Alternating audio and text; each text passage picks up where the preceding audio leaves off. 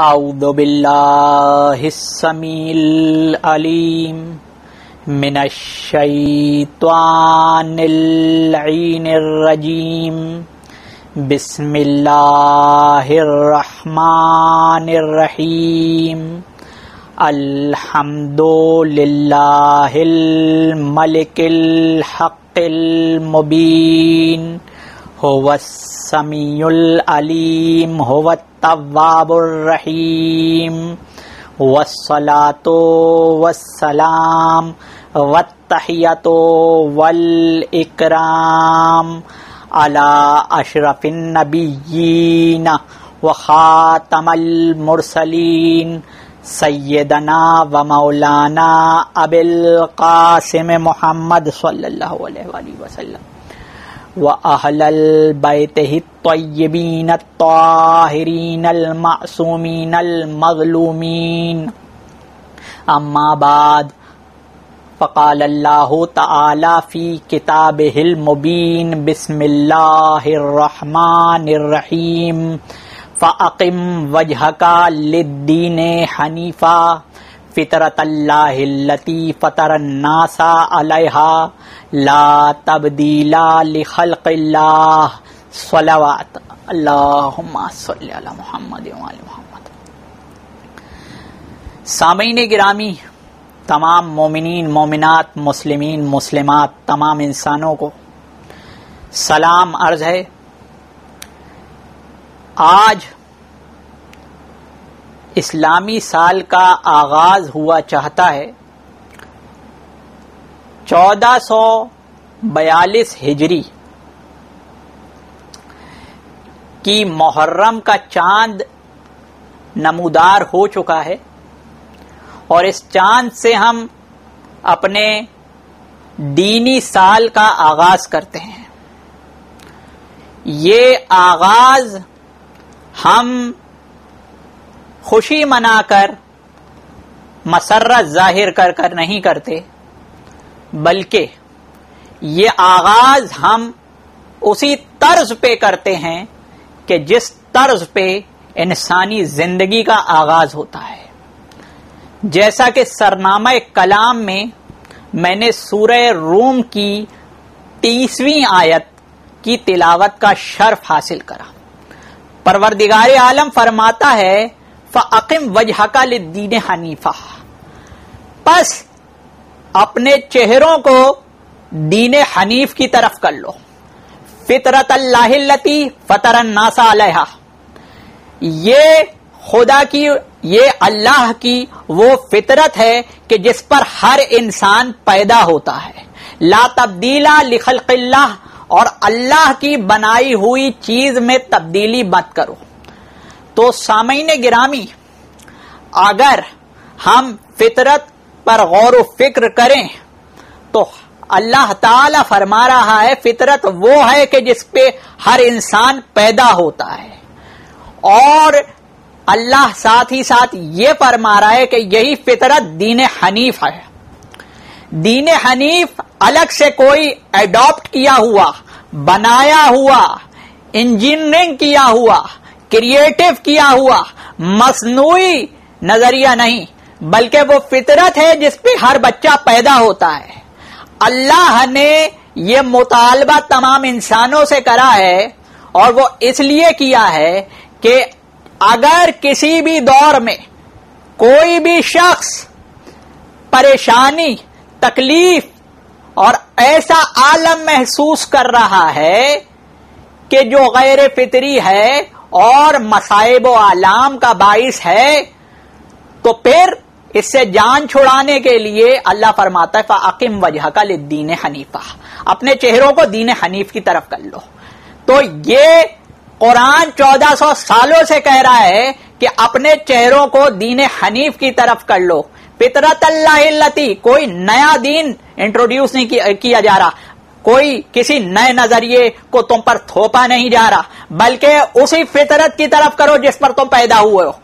تو ہم جب غور کرتے ہیں تو ہماری زندگی کا آغاز جب ہوتا ہے تو ہم بے دین پیدا نہیں ہوئے، قرآن حکیم فرماتا ہے کہ ہم دین فطرت پر پیدا ہوئے ہیں، اور دین فطرت سے سب سے پہلا جو ہمیں تحفہ ملا ہے اور سب سے پہلا رسپانس ملا ہے وہ ملا ہے عزاداری، رونا۔ ہر بچہ روتا ہوا پیدا ہوتا ہے، کوئی بچہ ہنستا ہوا پیدا نہیں ہوتا۔ اگر زندگی کا آغاز دین فطرت پر رونا ہے تو سال کا آغاز بھی دین فطرت پر رونا ہوگا، ہنسنا نہیں ہوگا۔ اسی لیے ہم ہیپی نیو ایئر کے میسیجز سرکولیٹ نہیں کرتے، بلکہ ہم ان دنوں رسول اکرم صلی اللہ علیہ وآلہ وسلم کی آل پر آنے والے ان مصائب کو یاد کر کے اپنی اصلاح کرنے کی کوشش کرتے ہیں۔ یہ غم محض غم نہیں ہے، یہ درد ہے۔ میرے ایک استاد نے کہا تھا کہ غم کے بعد خوشی آتی ہے اور درد کے بعد شعور آتا ہے۔ ہم درد حسین کی بات کرتے ہیں، ہم اس درد حسین کی بات کرتے ہیں کہ جس کے بعد کائنات میں شعور اسلام آیا، شعور انسانیت آئی۔ حسین کے نانا نے بتایا کہ اخلاق کسے کہتے ہیں۔ بچی اگر پیدا ہو تو برا مت مانو، اس کو دفناؤ مت۔ یہ سب کچھ ہماری فطرت میں پنہا ہے۔ اچھائی کا حکم، برائی سے اجتناب، یہاں تک کہ ستر کا چھپانا اور شرم، یہ سب ہماری فطرت میں ہے۔ ایک معصوم بچہ اگر آپ اس کی قمیض اتار لیں تو وہ شرم محسوس کرے گا، ابھی وہ کسی مذہب کو، کسی نظریے کو نہیں پہچانتا۔ تو یہ اس بات کی دلیل ہے کہ اپنے آپ کو، اپنے جسم کو چھپانا اور پردہ کرنا فطرت کا تقاضا ہے۔ اسی طریقے سے جب بچہ پیدا ہوتا ہے تو روتا ہوا پیدا ہوتا ہے، تو رونا دین حنیف کی پہلی عبادت کا نام ہے، نہ کہ بدعت کا نام ہے۔ یہ ایام وہ ہیں کہ جب امام حسین ابن علی علیہ السلام کا کربلا میں ورود ہوا۔ آپ اپنی سواری پر جب کربلا کی طرف آ رہے تھے، یکا یک آپ کے گھوڑے نے، آپ کی سواری نے چلنا بند کر دیا۔ امام حسین ابن علی علیہ السلام نے چاہا کہ یہ آگے بڑھے، مگر ناچاہ وہ آگے نہیں بڑھ سکا۔ تو اس پر تشویش امام حسین علیہ السلام کو ہوئی۔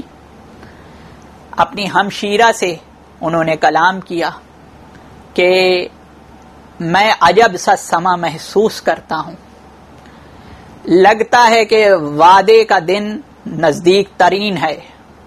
اور مولا عباس علیہ السلام سے کہا کہ آس پاس کے لوگوں کو بلاؤ، اس جگہ کو کیا کہتے ہیں، اس جگہ کا نام کیا ہے، یہ معلوم کرو۔